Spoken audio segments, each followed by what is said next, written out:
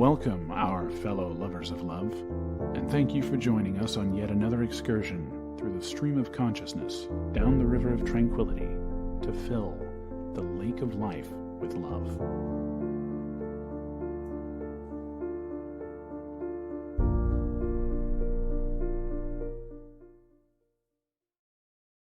And good evening, our fellow lovers of love out there, and thank you for joining us. We've got another show for you tonight. Let me put together a show about empty nest and how to deal with the empty nest, which I guess those of us of our age are starting to deal with that. That's kind of a thing that, people of what, the late 80s, late 70s, early 80s, late 80s, that kind of time frame, 75 to 90. Those are the ones trying to get empty nests right about now, right? Yeah. That's probably about the time frame. So anyway, so there's a lot of people. It's a new thing, and it's a new world. The empty nest from 15 years ago is a different world today than the empty nest of previous. But is it? We say kids are sticking around longer now, but are they sticking around longer, or are they going back to something that was happened before? It's not always that we expected kids to get out the house, whenever they were considered an adult. Not oftentimes houses were family affairs until someone was ready to start their own family. So some of these things aren't as clear in our heads as we think they are. I'm just saying from a historical perspective. But so it's an interesting trip down that lane, and it's been an interesting week for us, even though I've been busy, so I don't know how interesting it was. Well, it's football season. It's football season. Libby likes football season. Yes, I do. So there's that, and it's coming up to Browns. And it's coming up to Halloween. So so pretty soon I'll be able to go. Good evening, my fellow lovers of love, like a vampire. Even though it's more Russian than a vampire, but that's a whole other story. I'll have to practice. I'll have to practice on that one. You do not have a tongue for accents. I don't have a tongue for languages, as my German instructor told me. And as anybody who's spent any time with me trying to learn any type of foreign language, even one that's not so foreign. Oh, man, you butcher Hawaiian. Yeah. So I butcher anything. They've got too many vowels. Where's the consonant over there? Everything's A-E-I-O-U's. And I need some T's and S's and N's and R's. And they don't have those. Apparently not. They also don't have road signs, but that's a whole different discussion. They don't. They don't have road signs. But that's a whole, they have all these tourist things that they apparently don't want you to find easily. I guess they want you to. All of a sudden, there's this tiny little sign. Boom. Yeah. It's forest. Here's the botanical gardens. There's one sign. That's all you get. That's all you get. And it's this little sign. It's kind of mixed in overgrown stuff. Yeah. So they've got these touristy places that they want you to find, but you have to hunt for them. Or hire a tour guide is probably what they're really. Stuff's hard to find. Hire someone to drive you there. Take the tour bus. Really? Yeah, it's easier on the roads and stuff. It makes sense from that perspective. It also gives some tour guides money. So if you got money to fly to Hawaii, you've got money to hire a tour guide, right? That's kind of their thinking. Some logic to it. Anyway, that's one of the things you can do to cure an empty nest. Now that you've got a little extra cash in your pocket, save up and fly to Hawaii, and your knees won't hurt for a little while. There's a lot of older men walking around in Hawaii. Apparently, knees don't hurt over there. Yeah, joints don't hurt so much over there. It's the pressure change, man. It's not the rain. It's the pressure change. Just saying. And pressure doesn't change very much over there, so it's cool. Anyway. So as we dive into our trip down Lubby's Lane today, we got empty nesters. All right. So what is it? How do you cope? What are your signs and symptoms, and how to cope? Is that where you want to start tonight, Lud? Yes, please. And now this is a syndrome. It's not a mental disease or a mental health issue. It can become one if depression can set in, and then a therapist is Yeah, if you let it. good to help. But the signs and symptoms of empty nest is irritability or anger, sadness, grief, experiencing a deep sense of loss of identity or sense of purpose. And you can have physical symptoms, headaches, backaches, stomach aches, sleep problems, stuff like that. Yeah, well, those are similar to signs of depression as well. And so, you're not taking care of yourself, and you just kind of slowly start to deteriorate. It's and the empty nest is really a trigger. It's not necessarily the problem itself. It's your unwillingness to deal with it is the fundamental problem. You can blame the empty nest all you want, but it was your unwillingness to deal with it that was the ultimate issue, and that's how you get through it if you allow it to get that way. Right? But here's some tips and tricks. Okay, there are risk factors for empty nest syndrome. Yeah. Okay, the absence of other roles outside family that contribute to one's identity, work, volunteer, etc. Mm-hmm. Dealing with other major losses at the same time, death of a parent, death of a spouse, a job loss. Yeah, as you get older, those kind of things happen more often and are more tragic. 'Cause, if you lose your job at 25, so what? You lose your job at 55, 60, it's a bigger deal. Yeah, it is. Okay, unmet parental expectations, which may have a heavy influence by cultural and religious regarding duty, Mm-hmm. Timing as to when their parental expectations, when the appropriate time for them to move out. Yeah, especially in the modern world, because we're especially if you're in some of these more expensive areas, or even these places that are becoming expensive, where housing is hard to find. Expecting them to be able to move out, if there's no studio apartments or 2-bedroom apartments they can get a roommate with, it's hard to. It's difficult expectations. Yes. So. And also lower income families, those that relied on the adult child for financial support. Well, because sometimes you're paying, a little bit of rent, which helps the family overall. And then they lose that when you're gone. So.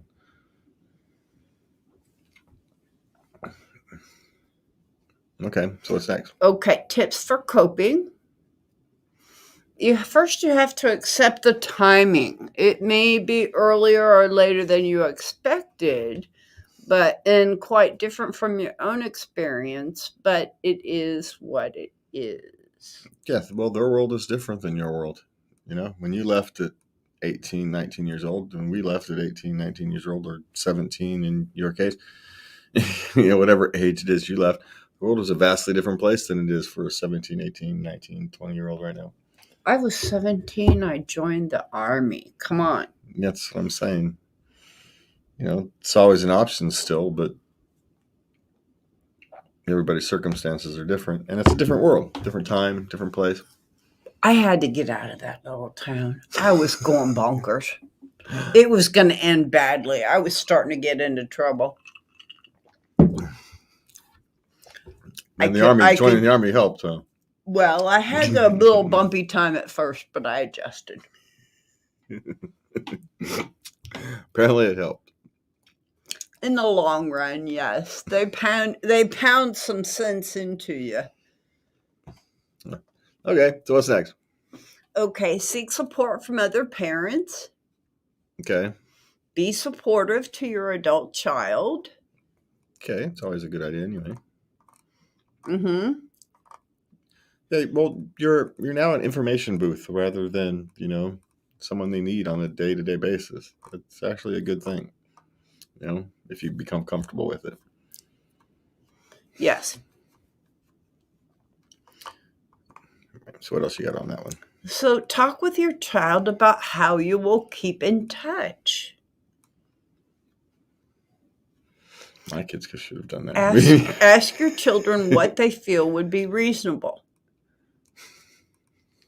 Now, each of my girls have their own communication style. One is a bunch of texts and a weekly video call. Another one I hear from now only every couple days. Another one I hear who barely texts. She'd rather do phone calls. So they're quite a mix. Yeah, well. So it depends. I always let them decide, of course. Yeah, well, yeah, it's a mutual relationship, right? So both people have to kind of agree to the terms. And my boys were raised by boys, so we communicate like when we have to. it's not, and you pick up like you were just talking yesterday. So it's a strange thing when you've got boys like that, right? I guess girls don't kind of understand that we can go months without having a conversation, and it's. What are you talking about? See, and it does not a big deal. But as they get older, that's quite common in their 20s, and then as they get older into their 30s and 40s, boys become more reconnect with their things. They got to go off and build their own lives, and once they become secure in their own lives, then they come back and have a more level relationship. It's just is what it is. So, okay, so what's next? How to Thrive? Is that the next one you want to do, or are we done? Well, I can't pull it up. It's the article is giving me trouble.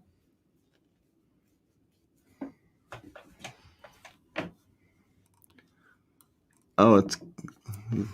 Oh, okay, sorry. Yeah, you just need to scroll down a little. Okay, there are 3 things to do after the kids leave home. We're not going to cover all of these. Let's just hit some main ones. Yeah, well, okay, volunteer is the best one.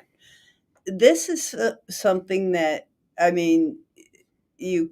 everyone wants volunteers. Well, and before we start diving into all the list of these things, well, the point to doing these things isn't just to fill your time. It's to find some different meaning in your life. You spent most of your life, half of your adult life, whatever it is, being responsible for children and having this ultimate responsibility. And now they're responsible for themselves. And in a sense, there's a loss there. And so, things like volunteering get you to reconnect with something close. Something near to your heart. Yes, you get to do something you get to find something meaningful, but you get to choose. And that's kind of the nice thing about volunteering. You get to figure out what it is you want to do, where you want to help. You get to find what motivates you. What will you do for nothing? What are you willing to do for nothing? Because you are willing to raise your children. Work with kitty cats. You were willing to raise your children for nothing. You didn't get paid for it. You got rewarded in other ways. And volunteering is the same way. You're still getting rewarded. It's just rewarded in a different way. You're rewarded by helping your community, helping achieve a goal, a cause, helping cats, whatever it is. You feel better. A life with meaning is more important, is more pleasurable, right, than a life without. Yes. Yeah. So, okay. So volunteering is good. We've got that one. Mm-hmm. Travel. Mm-hmm.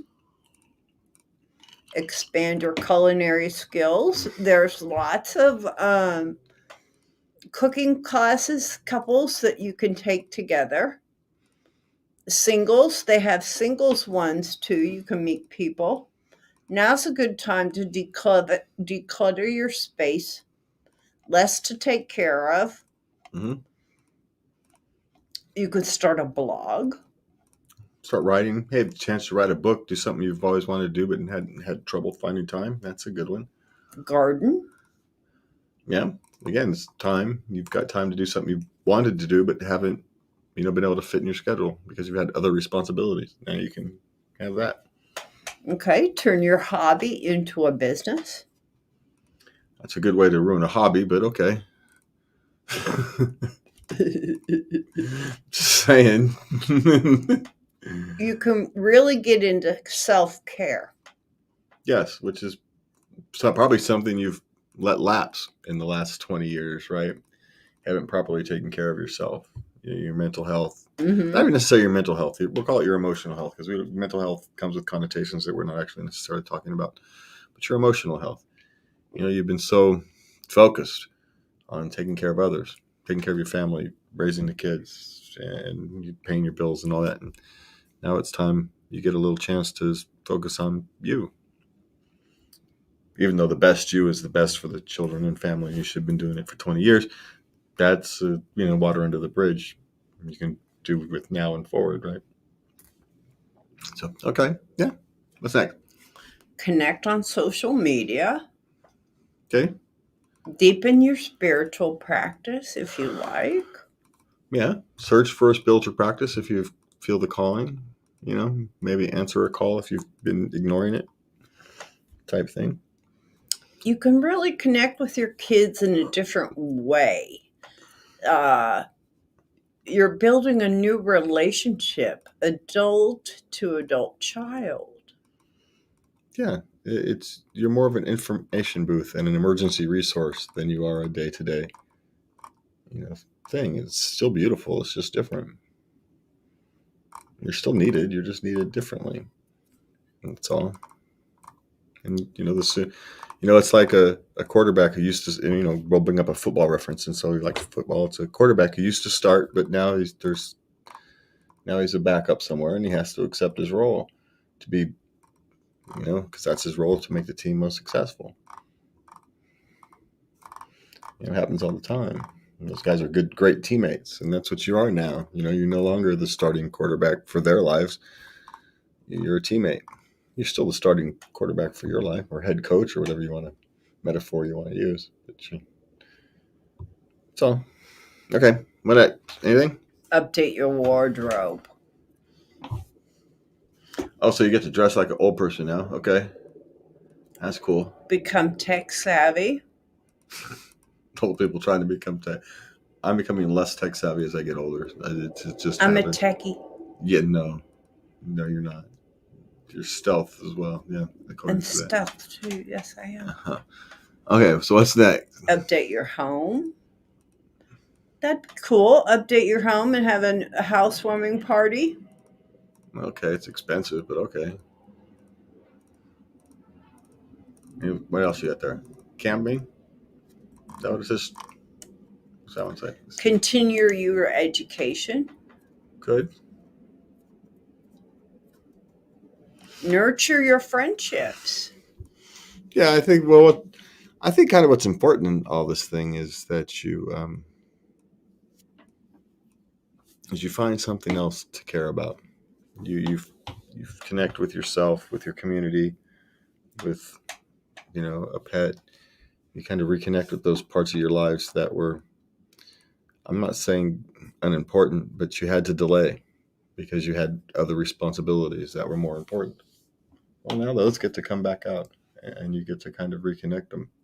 If you used to play drums in high school, now you pull out some old drumsticks and bang on them for a little while and see. It's, whatever it was. If you had an old hobby, okay, maybe you're not young enough to play basketball anymore with the young kids, but you can get in an over 50 basketball league or something if you're a basketball player and your knees still work. That's another suggestion. Join a club. Yeah. Or even the Moose Lodge, or, that's what some people do for guys. You used to join lodges and stuff, and women join knitting groups or that kind of thing, or book clubs, or those kind of book clubs. So there's all kinds of ways. There's at the community center where I work, there's a shuffleboard club. So, you can go to your community center and find interesting things to do. Which actually I have some stuff for you in the bag. Great.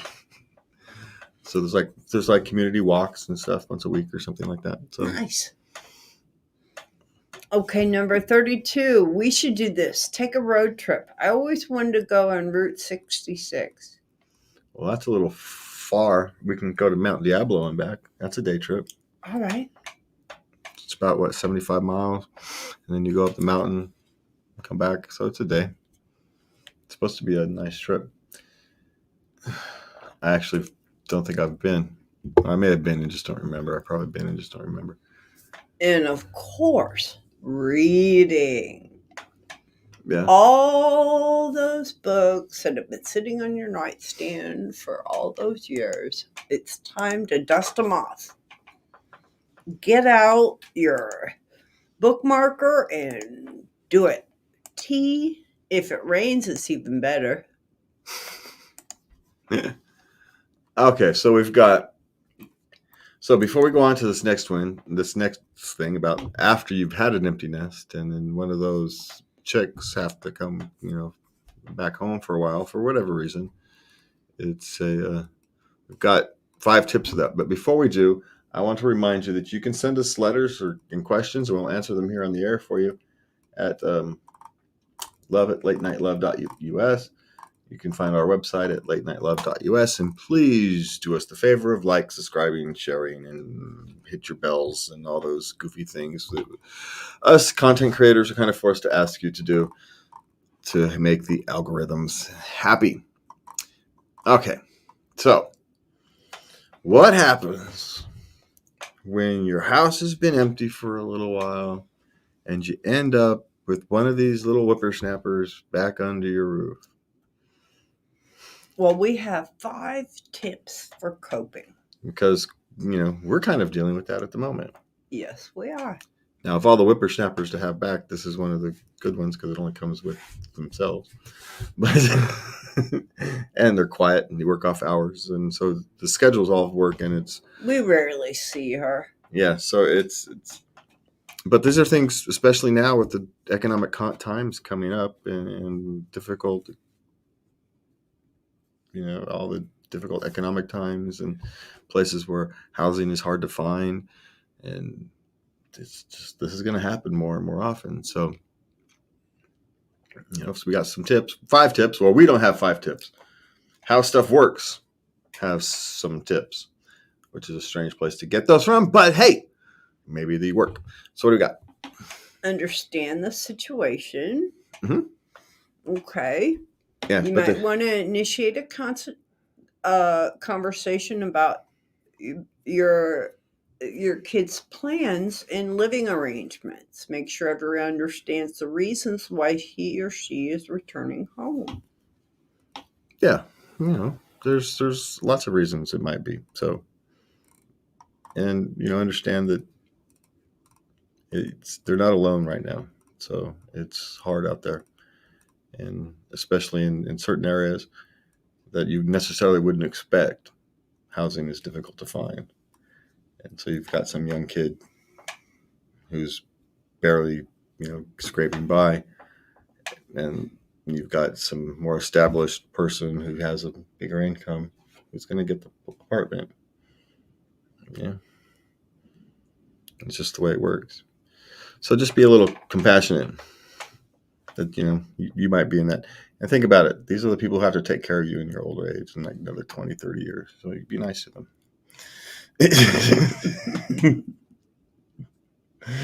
Well, there is that. I'm just saying.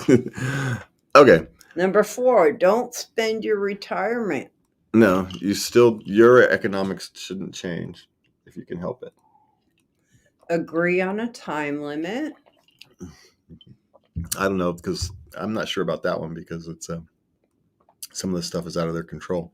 So if you're going to do that, you have to understand that some of it's out of their control. Okay. Remember whose roof you're all living under. That seems like a way for actual conflict, but okay. It does, doesn't it? Yeah, and maybe it's just the way it's phrased. But I mean, Oh, they say here, it doesn't matter if she's 13 or 30, your daughter just can't do what she wants. Yeah, she can. yeah, well, with yes, but she gets a very wide sandbox at 30. And I'm just saying, yeah, of course, she can't come home and throw a rave. Well, yeah. but other than that, she Well, can't they're read. talking about helping around the house. And well, and again, that goes with expectations at the beginning. So understanding what everybody's roles and deals are when you come back.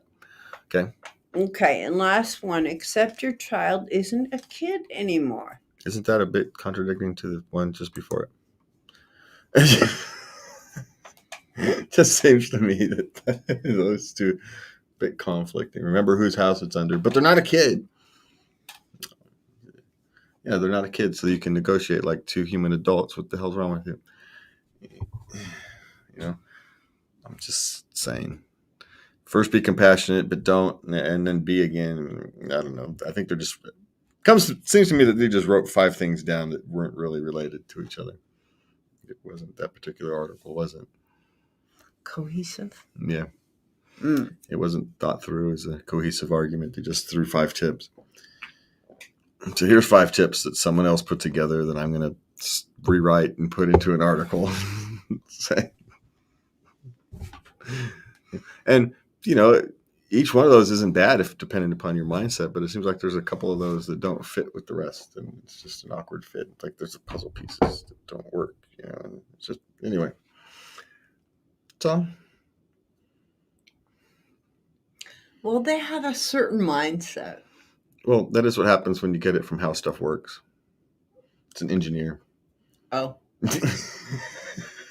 So it's mostly. I'm not sure why HowStuffWorks, which is at least started from an engineering, kind of engineering educational type thing, got into lifestyle content. But hey, they're talking about it, and I suppose at the end of the day, the discussion is more important than the exact content. The fact that we're willing to sit here and have a discussion about these things and talk about them. That is what will change the world. Yes. Yeah. Okay, speaking about changing the world, we've got our dive into Reddit. As anytime you dive into Reddit, your world changes a little. Whether that's for good or bad, that's for somebody higher than me to make a decision on. But it's always juicy. It's something. Reddit is something. I tend to stay away from it, even though we really should put our presence on there. But I just don't. It'll give you something to do during the day. Interact with our fans on our Reddits. But we'd have to start one and then teach you how to do it. So, you keep threatening. I know. I'm going to have to get your sister to teach you how to do it. Okay. So what do we got first? Well, we got relationships. Okay. After 2 years of dating and living together, I am starting to hate him. Is that even possible? He has no job and definitely is not struggling to get one, as he can easily be hired anywhere due to having job experiences. He refuses to, waits on government benefits, and gambles it in a day or two. Frankly, I'm so sick of this repetitive cycle, and we were supposed to go to this day festival market together, and he supposedly gambled away everything, and now he's just sighing and whining about having no money. Gets angry when I refuse to loan him money because I said he would definitely lose, and he says I'm belittling him. I'm at my wit's end, and I am starting to resent him. I even told him today to go back to his mother's house, and he said, "Oh, you really want me to go?" Literally sitting around all day as a 23-year-old man and waiting for your girlfriend or government benefits is not a way to live life. I have had enough. I feel so suffocated.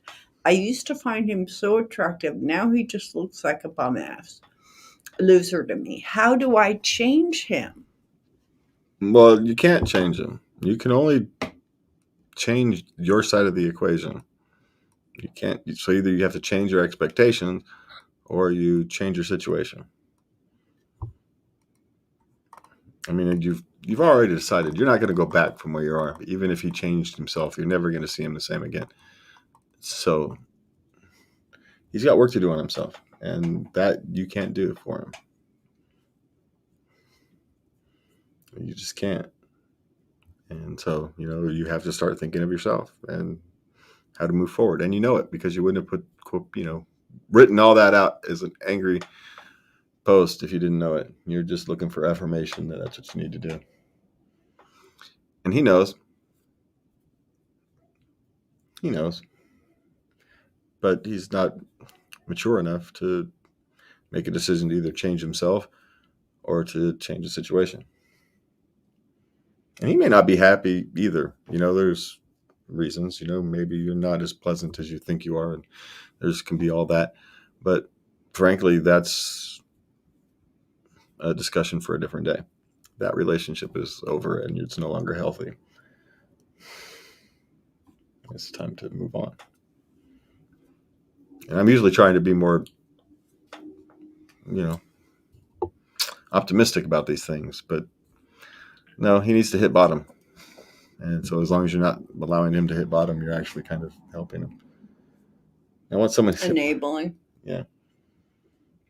And I don't necessarily want to go that far because it's a difficult judgment to make, how much support to give somebody. But because it is, how do you know when they need support and when they need to fall? Sometimes you need to fall and hit rock bottom so you can pick yourself back up and start to climb up. And sometimes you need support to start to climb up. And how do you know? But what I do know is that your relationship is unhealthy, and the likelihood that you're going to be able to give each other the support you need to get through the next change is small. And my guess is if you tried to get him to go to therapy and counseling, he probably wouldn't do it because he hasn't hit bottom yet. He's not going to hit bottom until he loses whatever it is most valuable to him, or is it, whether it's you or relationship with his mother or whatever it is.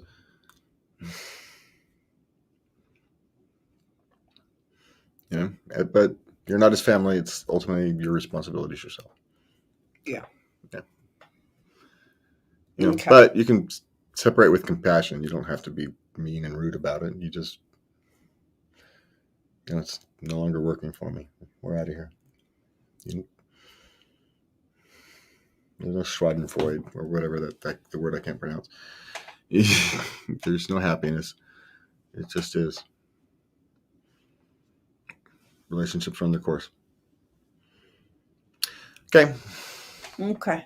The past 2 weeks have been hell for me.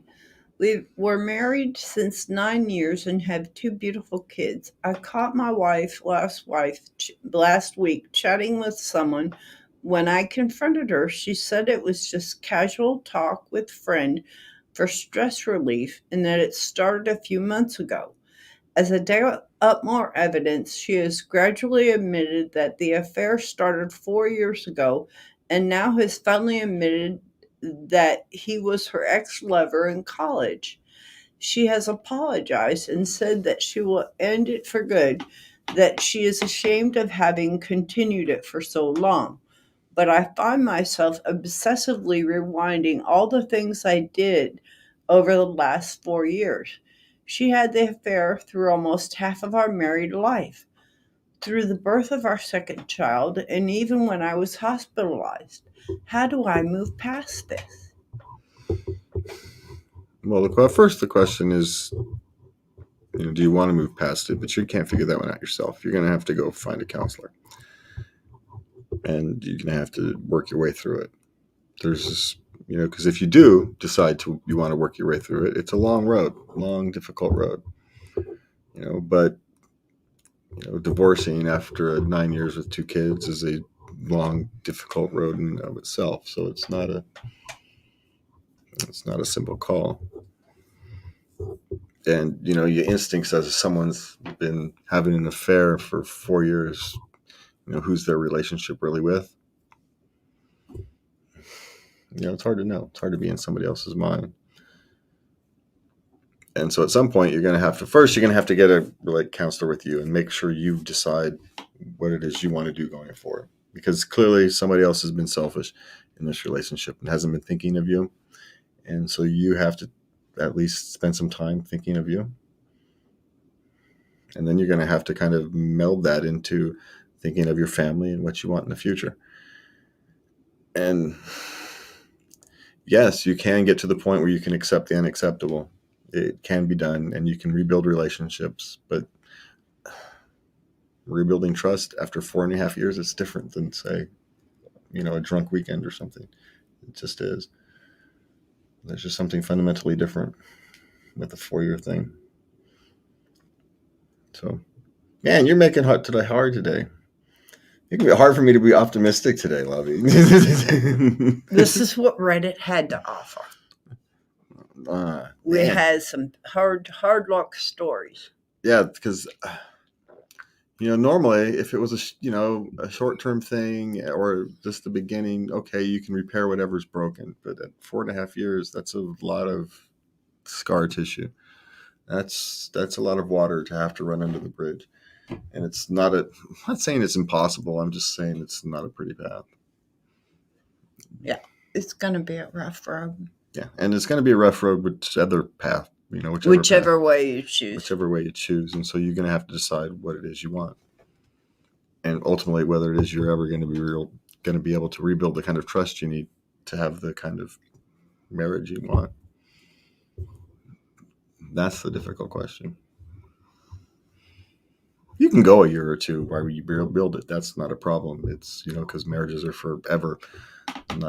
So its time scale is judged differently. But you're going to have to understand it's not going to happen in 6 months. This is a 3, 4, 5-year project. Repairing this is going to take longer than it occurred. So be prepared for that. Okay, I'm a 54-year-old man in a relationship with a 48-year-old woman for about 18 months. We're both single parents. I have a 21-year-old daughter, and she has a 25-year-old daughter. Both daughters stay at home. We both own smallish houses, ideally suited for 2 people, although hers is bigger and of higher value than mine. My girlfriend would like to quickly progress the relationship to marriage by A, moving in with me and my daughter, or me selling my house and buying a bigger place, and she would chip in 20% of the price, but wants 50-50 ownership. In both cases, she would be handing over her existing house to her daughter. Well, I'm okay with the idea of marriage, but I feel we should wait till either of the daughters have moved out, or we both contribute 50-50 to buy a bigger place, or wait until I can buy a bigger place on my own. Please let me know if I'm being unreasonable or if her suggestions are fair. Well, her suggestions seem a little selfish, though you might actually be able to understand why. She's a single parent. She's worked really hard. Her goal for that house was to pass it on to her daughters, and she wants to protect that. And that I can understand. But then if you want 50-50 ownership in another house, you put in, if you're able, 50% of the thing. And it seems to me that if you want to pass your house off to your child, then you have to let the other person, that would be the same thing. You hand the house off to your daughter, and you both buy a house together. That would be my solution. She wants to hand her house off to her daughter. That's fine. I can understand it. Homestead. You give her a head start in life. Great. Get it. But you should do the same for yours. If you're not, it's not about treating them the same, but it's about being on a level playing field emotionally. Very good. And so you can't do that if you're being treated vastly differently, which is what's happening. And it's understandable, right? You've been a single mother, a single parent, single mother. You feel all the stress of the world. You work really hard to get a house, and you've had the mindset of, I want to pass this off to my daughter. That's why I bought the house. I can understand that mindset. I completely get it. But then you have to give it. You have to give the same thing to the other side. You can't, if you're going to get into a marriage, which is a 50-50 thing, you can't have mine and yours. And so the solution is, okay, then make it your daughters and your daughters. And then you build something together. That's the fair solution. So it's not even the fair solution. That's in this particular case, that's the solution that's going to give you the best foundation for moving forward. Yes. Because otherwise you're going to have friction points, and your friction points are gone that way. Now you're building something solid. And if you're not willing to build something together, then it's another discussion to have. Okay. All right. My partner, 35 male, over the course of our relationship has tried to put up cameras in the house on a few different occasions. Personally, I don't really like them. I, 33-year-old female, work from home and I don't want to be watched, which he will sometimes do. I know this because there's a talking option and sometimes he will say something to me through the camera randomly throughout the day. I don't like that. The camera setup is in our living room. Living room started when we went out of town over the weekend. My dad was over for a day to bring our baby to daycare and watch over our older boys before they left for the day evening. He was obsessed, watching the camera so much.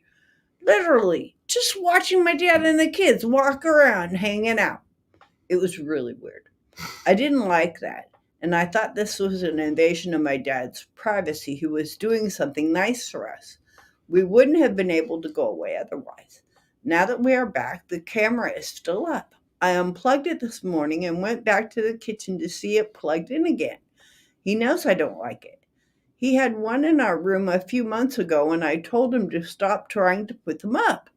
Of course, I have nothing to hide. I just don't like the idea. Also, I want to add that he won't let me have the app to the camera. You told me only one user is allowed, which I think is BS. How do I deal with this invasion of privacy? Well, it might be BS, but you can always buy another user. So that's just a question of economics. It could be that the plan he got only has one user, but you can always buy a second user. So even if it's true, it's not really an obstacle. But this is like any other thing. When someone gets obsessed with something, right? It becomes their thing, and it's in a sense you could think of it like a gambling addiction. He's literally addicted to the cameras. It's like being addicted to some new technology. He's got it figured out, and it's some way to occupy his mind for something. So for me, the question is, okay, what's he trying to avoid? That's avoidance behavior. You're focusing on something trivial that has a theoretical use, which is true. Cameras are useful to a point for security reasons and whatnot. Of course, that's mostly outside. And there's some reasons people might want them inside, but that's only if everybody in the house agrees. Again, we go back to this thing, it's a family. But this is obsessive behavior, maybe even obsessive compulsive type behavior. And so there's an issue to be dealt with. That's where I would start. Some kind of gotten caught into one of those things and you can't get out of. Like a porn addiction, but with security cameras. It's weird. But what did your mother say? There's something for everybody. Something here for everybody, my mother used to say. So it is what it is. All right, what's next? We got anything easy today? You've been We have parenting. Oh, good Lord. Okay. Yesterday I was sick with the flu, had a fever, felt like I was hit by a bus, barely able to move, couldn't even pick up my infant. I have two kids, a 2.5-year-old and an 8-month-old, and yesterday my husband watched them all day. I am breastfeeding still, so aside from feeding the baby, I was basically in bed the whole time. He did not cook a single thing. He did not do a single chore, did not clean a single dish. We ordered food all day. Am I expecting too much? What do you think? I don't know. So I lost track of the thing. Well, I think Oh. a 2.5-year-old and an 8-month-old, if you're not used to it and you don't have a routine, it can be a little overwhelming. No. You know, Well, it does leave for you the next day a bunch of dishes and a dirty house, which you can ask for help with. well, I think you have a routine, and so you've got everything kind of set for you, but he doesn't. It's like the first day of being Mr. Mom, right? You're not going to be very efficient at your job. You're just not. It's like your first day on the job. You're still kind of learning. You're lucky if the place doesn't burn down, right? That's kind of. And so you kind of have to treat it like it's the first day on his job. But as he gets more experience, just like everybody else, he'll be more efficient at it, and he'll be able to fit in things like the dishes and the whatnot. So it's just like any other job. When you learn tasks of your job and you figure out, but you have to understand he's going to do it his own way. You have to let him do it his own way. Yeah, and you can't say, well, no, you really, why don't you do it this way? It is crazy because I do things back-assward, but I have bitten my tongue on more than one occasion, and it turned out okay. As a matter of fact, lo and behold, Yeah, it's all right. You can always restack the dishes or put them where they're supposed to be or whatever, right? It's the effort that counts. But it is. if the children got fed and changed, and everybody's still happy and healthy at the end of the day when their mother's sick, then that's actually kind of a success. And then when you all get a chance to breathe, he'll help you clean up, or he should help you clean up. And if he doesn't, then you smack him around. Give him some time to get adjusted. He got thrown into the fire in, kind of unfair circumstances. Even though it's parents' job, you get thrown into lots of fires in unfair circumstances. It comes with the duty, right? But then you clean up the mess later. That's what we do. It's just what you do. And so, are you expecting too much? Yes and no. How's that? Yes, you're kind of expecting too much, but no. At some point, he will get to the point where he can manage it himself. He just doesn't have enough practice. Yeah. And so maybe the thing to learn is get him more practice. Figure out how to get him more practice without an emergency situation. Start going out to lunch with your girlfriends on the weekend. Vacation. Yeah, take a weekend vacation. Yeah, it'll scare the crap out of you, but it'll be all right. They'll survive. They'll be all right. If the house doesn't burn down. It's always possible.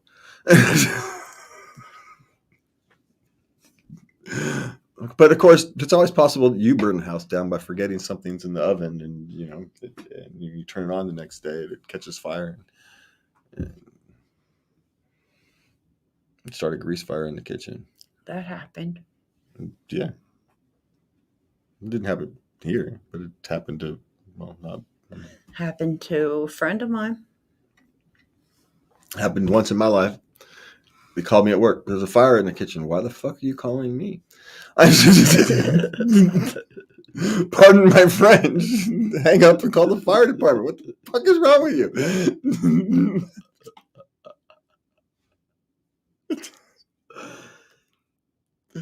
So anyway, and then get out the house. What the hell? I don't understand. So it turned out fine. It was a little small fire. Didn't even actually hurt the stove. It was just the pan on fire. It was a lot of smoke. Grease fire. Small grease fire. Ruined the cookies they were cooking now. Okay. Is there a way we can get my child 7 not to share all our business with my mom? No. Under the heading of this wasn't a problem that existed when I was a kid, he is able to do video calls on his tablet with his grandparents, and he likes to chatter about whatever. Usually once we get the call connected, he wanders around the house, and my spouse and I go back to whatever adult task we were doing. For the most part, this is fine. I'm glad he has a better relationship with his grandparents than I had with mine, which wasn't bad. It was just absent due to distance, and long distance phone calls were expensive then. But my mom requires firm boundaries or else she starts to meddle. I typically keep her on an information diet. This doesn't really work with my child not having any sort of filter. Help. Um, can't. It's a 7-year-old. They're gonna say their mind. All I can tell you is they'll get better at picking and choosing as they get older. But at 7, there's nothing you can do except what you don't want to do, which is restrict their conversations, and you don't want to do that. So you just deal with it. You know how to deal with your mother. You're just gonna have to figure out how to. You don't want to. It doesn't mean you don't know how. So sorry, there's nothing I can tell you on that one that's going to help. At 7 years old, he's going to say what he's going to say. And in fact, the minute you try to tell him not to say things, it's going to get on his mind and he's going to end up saying it more. So just Don't even try. don't even try. That's the best way to go. All right, so what's next? Okay. My son is a sophomore this year. I've honestly never had to deal with this issue before. I've always had great relationships with my kid's teacher, but this one has responded rudely right off the bat. I asked if my son could come in for help, and the teacher basically said he should not have taken the class. It's an honors class, and that no teachers offer help outside of class. First, my son is in and has been in other honors classes and has never had an issue before. Second, most, if not all, of his other teachers offer specific days that they meet with the students. Some offer help every day, in fact. Her making that statement is just untrue. How do I get her to help my son? Well, you're not, because at this point, any help she's going to get your son is going to be reluctant, so it's going to be barely adequate at best. So the help you need for your son is going to have to come from a different teacher. And luckily, he's probably built a relationship over the years, or there's some other teacher there, a different math teacher. Maybe it's not the honors teacher, but there's probably another math teacher there that can help him with his problems, or a more advanced student, math club, something like that, where you can get help. Trying to fight with that teacher, you're just going to make an already sour relationship even worse, which makes it harder on your child. So just get your help somewhere else. Go around. That's a problem to go around, not through. Yeah. Yeah. Okay. I feel so bad I want to hit somebody. My 5-year-old daughter has taken to saying this when she feels mad. She has never hit me or anyone when she said it. She even sometimes says, "I know I can't," or "I know that's wrong," or something of the sort. I think she's just expressing that she needs to release some anger. Normal? Usually she stomps 2 or 3 times, usually on the way to time out, since that is what has prompted the angry response. Then breathe deeply a bit and is done. How else can I help her? The phrase is troubling. You don't. She's learning to manage her emotions. Let her work through it. She's successfully managing emotions. She's expressing herself. I feel like I want to hit somebody, takes a couple deep breaths, and then goes on about it. That's perfectly logical. She'll come to a point where she will learn not to say that out loud. Right? That will be an internal conversation. But for now, it's perfect. It's healthy. Let her say it. She'll work through it. She's right on track. Yeah, she's probably ahead of where you actually need her. You're just hearing a conversation externally that happens in most of us' head. And as she gets older, she'll learn to keep that in her head. It'll become a more sophisticated conversation. This angry and wanting to hit people is normal at 5. It's perfectly natural at 35 and 55. It's just we've learned to not, right? Well, most of us have. The desire on occasion to want to hit something, even if it's not a person, you get angry. I used to, back when I was in my 30s, I'd keep an empty box in the garage just so you can go kick a box. I would punch boxes, yeah. Yeah, just to because you need to get. And so it's perfect. She's learning to deal with it at 5. For the love of God, you're way ahead of the game. You know, let her work through it. Just let her work through it. She's fine. Okay. All right. We So have 6 questions. all right, we got room. We got time for like one or two. Do we want to go sex or Okay. work? My favorite porn star is literally in front of me right now. Should I fucking say something? I'm freaking out right now. There's this one amateur porn star I watch all the time. He's literally my go-to, and I'm staring at him right now in the flesh. I'm in a bookstore, and he's in an aisle by himself, and undoubtedly it's him. I want to say something so bad, but I don't know if it'd be weird or not. I guess a girl going up to a guy is a little less weird, but what the fuck am I going to say? Oh my God, I love your work. Okay, so this was in the moment, but I felt this was poignant because what do you do? Well, I leave people alone personally. Me too. And when there's celebrities or quasi-celebrities out just doing normal human things, my feeling is I tend to leave them alone. It's not necessarily always, but my go-to answer is to leave them alone. Now, is it unusual for them to come up and say something? And probably not. They're probably somewhat used to it. And so if you really wanted to do it, you come up and you say, "Hi, yes, I love your work. Thanks," and walk away. And expect that as the conversation. Don't expect any more than that. Yeah, don't expect any feedback. Yeah. Just don't, because how can they give everybody who asks them the interaction they need? There's too many. Which is why my personal suggestion is to let it be. But you never know. He may get a thanks. Yeah. He may get a thanks. He may not mind. But also be understanding some do mind. And so you have to be understanding of their perspective as well if you are going to make an approach. So be respectful. Especially porn stars, because sometimes they may be out with family. Yeah, and it seems he was by himself, so that's a different. But still, be as respectful as possible. Right. Treat others, back to the golden rule thing. Do as others you would have to do to you. Right? Do you want a bunch of people? If you were a porn star, how would you want to be treated? Yeah, and you do the same thing. There you go. All right, one more, Lovey. Okay, a couple I'm friends with asked me to partake in a threesome with them. This is the 3rd couple that's asked. I'm quite flattered by the question. What would make someone ask? I've always thought I've given off a frigid vibe. One of them were acquaintances, friends of friends, and the other 2 were friends of mine. I'm on the spectrum. Am I missing signs and hints being dropped and responding in a way that implies I'm down?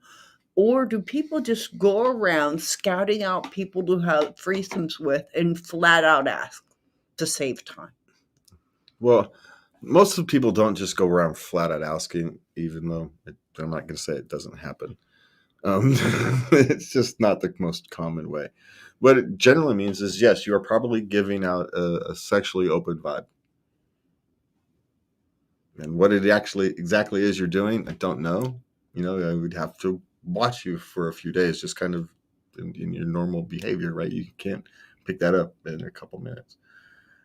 So, but yeah, you're clearly at this point, you're giving off some kind of sexually open vibe. And, maybe it's because you're sexually open. And, if you want to experiment that way, it's fine, as long as everybody understands and, everybody understands what their goals are and everybody's on the same page. Or not, if that's not your type of thing, you be flattered and you say no and you all move on about your lives. It's like anything else. Don't make that big of a deal about it if it's not your thing. But if it is your thing, you make sure you cover your bases. What are your bases? Well, just, make sure everybody's got their eyes on the same, y'all have the same goal, essentially. Is it a night of fun? Are you looking for something that's, occasional nights of fun? Maybe the friends with benefits type situation? Is it, Are you aware of the potentials for emotional entanglement, shall we say? You have to cover those things. You have to be prepared for it if you're going to go that way. Just saying. I'd want to know how many people they hooked up with. And remember safe-sex people.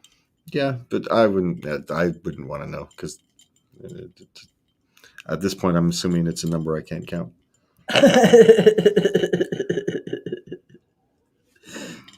Remember, we're old, so if you're younger, it's a different question. We're old, and I'm assuming at this point you've tried to start factoring. It's the hundreds and thousands, and fuck it, it's not worth it.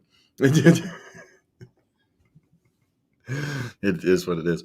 But I'm also, as you get older, that's why the highest, STD rates in some elderly county in Florida, which we just talked about before.